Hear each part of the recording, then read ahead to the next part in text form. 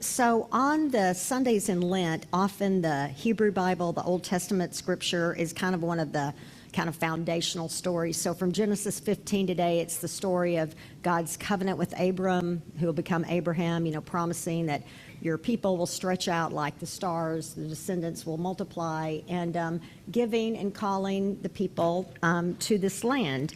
And that God promises to them. The challenge, of course, is that there are already people there. And so, we've seen over and over for the last 2,000 years plus, this ongoing war over the Holy Land.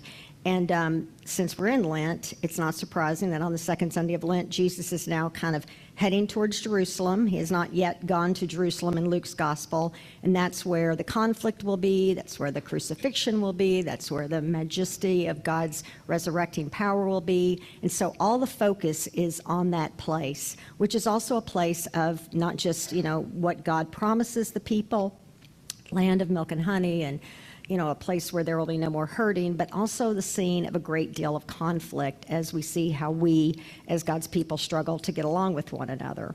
So the scripture, Luke 13:31 begins, "At that very hour, some Pharisees came and said to him," and in Luke's gospel, the Pharisees are not necessarily the bad guys. They're kind of more complicated.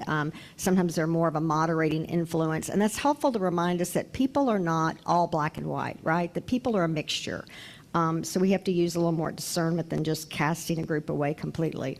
The Pharisees came and said to Jesus, "Get away from here, for Herod wants to kill you."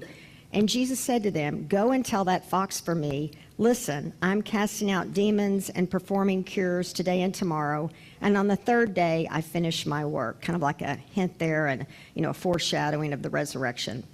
"Yet today, tomorrow, and the next day, I must be on my way, because it is impossible for a prophet to be killed outside of Jerusalem."